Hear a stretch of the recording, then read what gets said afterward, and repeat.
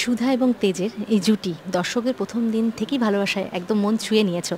সেখানে সুধার জীবনে মানে সবে দুজনের মাখো মাখো প্রেম জমেছে, কোথাও গিয়ে এখন গিয়ে একেবারে অঘটন। সুধার জীবনে কি বলবে? আহ, সত্যি মানে এটা এক্সপেক্ট করেনি সুধা। সবে মিস্টার বসু মল্লিকের সাথে সম্পর্কটা ঠিক হতে যাচ্ছিল।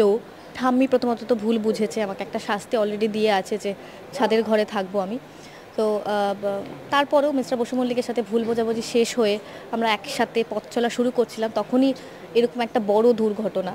তো স্বাভাবিক তারা তাদের দুজনের ওপর তো এফেক্ট পড়ে। এবার তারপরে কি হয় সেটা জানতে গেলে তো অবশ্যই 27শে সেপ্টেম্বর মহাপর্ব শুভ বিবাহর, সেটাতে চোখ রাখতেই হবে। দেখতে দেখতে 100টা পর্ব পার, মানে দর্শকদের প্রচুর ভালোবাসা, আজকে জমজমাট সেলিব্রেশন। নিজেরা কতটা উত্তেজিত? এটা প্রথম জন্মদিন বলতে গেলে। তো এবার আরও এরকম অনেক জন্মদিন কাটাতে চাই আমরা একসাথে সবাই। দর্শকের ভালোবাসা এত ভালো লাগে, দর্শকদের প্রত্যেকটা আলাদা মানে আলাদা আলাদা করে প্রত্যেকটা চরিত্রকে দর্শকরা ভালোবেসেছেন শুভবিবাহের। আর দর্শকরা শুভবিবাহ দেখতে ভালোবাসে, সেই জন্য দর্শকের রিকোয়েস্টেই কিন্তু সেটা আধ ঘন্টা নয়, সেটা 1 ঘন্টা দেখানো হবে এবার।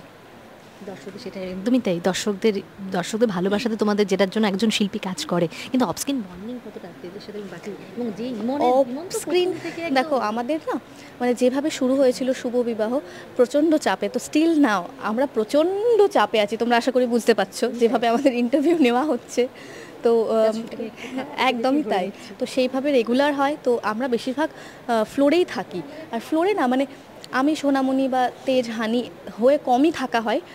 আমাকে মানে সোনামণিকে সুধা হয়ে আর ইয়েকে হানিকে তেজ হয়েই বেশিরভাগ থাকতে হয়, তো তারা দুজনেই বেশি কথা বলে। আচ্ছা, দুজনের সবাই মাখো মাখো প্রেম, কিন্তু ইমন যে যে নজর লাগাচ্ছে সে তো সময় নজর লাগিয়ে যাচ্ছে।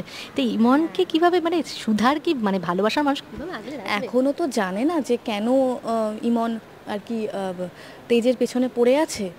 তো সুধা জানে যে কোনো রকমভাবে সুধা মানে সুধা জানে যে কোনো রকমভাবে ইমন সুধার ক্ষতি করতে চাইছে, কিন্তু কেন চাইছে, কি কারণে, তেজকে পাওয়ার আশায় বা কিছু, সেটা কিন্তু সুধা জানে না।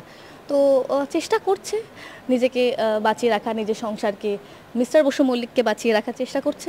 ভালোবাসা আগলে রাখতে একদম। আচ্ছা, সামনে পুজো, সোনামণি কি প্ল্যান? প্রতি বছর নেয়, এবছরও আমার কোনো প্ল্যান নেই।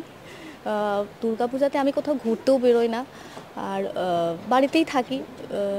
কাজ থাকলে কাজে জয়েন করি, আর ব্যাস দ্যাটস ইট, এইটুকুই। আর মানে আমার পুজোর প্ল্যান ইন্টারেস্টিং না বলতে পারো, কিন্তু আমার কাছে ইন্টারেস্টিং, কারণ আমি বাড়িতে থাকি, টিভি দেখি, একটু ঘুমোই। ছোটবেলায় যেমন হতো না যে বাচ্চাদের মানে মানে মা বাবার সাথে বেরোনো, প্যান্ডেল শপিং করা, জামা কাপড় কটা হলো, ওইগুলো মানে খুব হয়েছে, খুব খুব খুব হয়েছে। মানে একটা টাইমে হিসেব করতাম কতগুলো জামা কাপড়, 10টা 12টা এরকম হয়েছে। তো পিসি দিয়েছে, পিসমশাই দিয়েছে, মাসি দিয়েছে, মেসো দিয়েছে, মা বাবা তো আলাদা আলাদা করে। তো এটা যেমন খুব হয়েছে। প্যান্ডেল ঘোরা, বিভিন্ন প্যান্ডেলে ঘোরা, বন্ধুদের সাথে আড্ডা মারা, রাতের পর রাত জাগা, এটা হয়েছে। এখন লিস্ট কমে গেছে। হ্যাঁ, এখন লিস্ট কমে গেছে, কি করব, মানে সেটা হয় না, পরিস্থিতির সাথে সাথে বদলায়, তো সেভাবেই বদলেছে। যাক, শেষ করবো মানে সুধার জীবনে, সুধার জীবনে এখন নতুন টুইস্ট, আর কিভাবে আদৌ বাঁচাতে পারবে কিনা, কি হতে চলেছে দর্শক?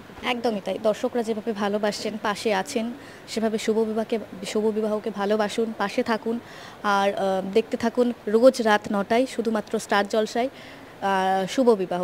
আর ভুলবেন না 27শে সেপ্টেম্বর, সেদিন কিন্তু শুধুমাত্র আপনাদের জন্যই 1 ঘন্টার মহাপর্ব শুভ বিবাহের তরফ থেকে।